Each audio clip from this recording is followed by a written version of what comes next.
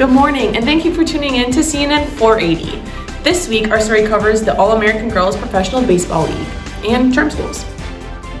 You already know we have to cover the basics.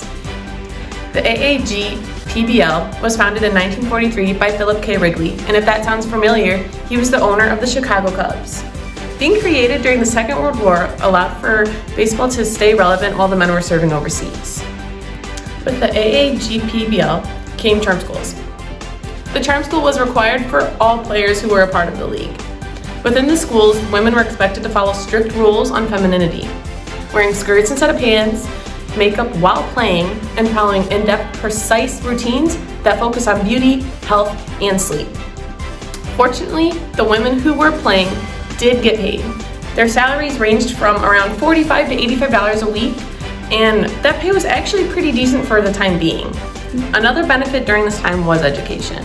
In fact, one source was quoted as saying, while only an average of 8.2% of women of their generation were earning college degrees, 35% of AAG-PBL players did earn college degrees, including 14% who earned college graduate degrees, with 5 physicians and 2 dentists included.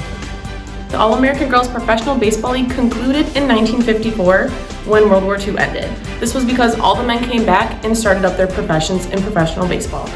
But that did not stop them from making history. With the end of their careers, women's history surely began.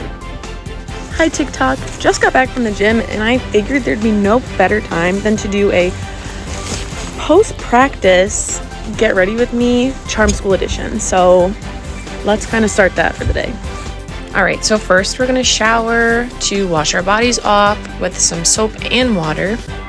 Then I'm just going to wash my face, wash it thoroughly, get any sweat off, then dry it obviously. I'm going to apply my skin astringent, which is just like a toner to help minimize pores. Lastly, of course, we need to moisturize because it is getting cold out and we do not want dry skin. And then once I'm finished with that, this is kind of the makeup they would use. So some lipstick, blush, maybe some mascara, and a little bit of powder. Thank you for watching. Who doesn't love a good TikTok get ready with me? Now let's look at some tweets recorded from some of the women who were present in charm schools at the time. Here are some examples of what the players may have tweeted about their experiences.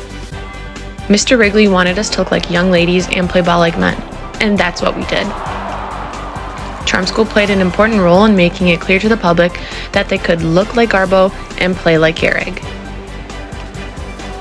Mr. Wrigley sent us to Helena Rubinson's charm school to learn how to put on makeup, how to put on a coat, how to get in and out of a car or a chair.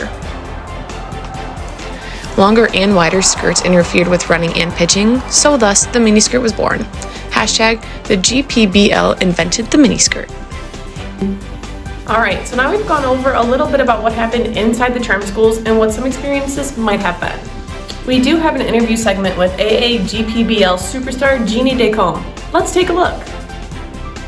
Thank you, Jeannie, for joining us today. We're very excited to talk about your experience after charm school. Thank you for having me. And trust me, I am an open book. We are taught that no comment was considered too invasive, impersonal, or impolite. Wow, really? How did that make you feel? I mean, I feel that I would freeze up if... Of course, it's very uncomfortable, but we figured it came with the game. What else do you think came with the game, but in reality just wasn't right?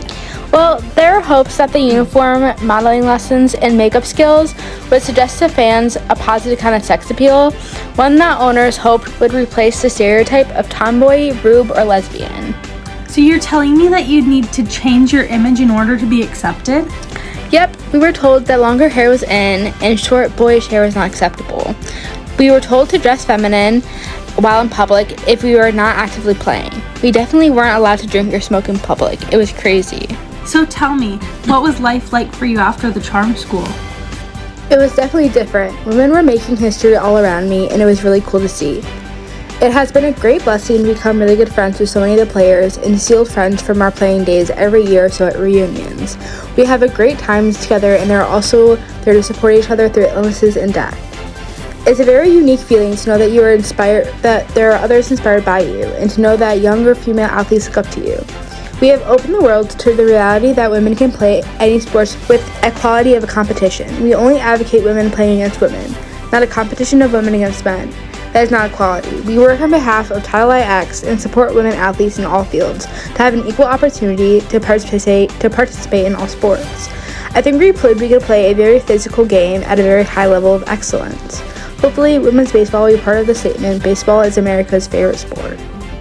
Wow, fascinating, right? We love when women make history. Now, let's turn the tables and give our school shout out of the week. This week's school shout out is Potterville Middle School and High School.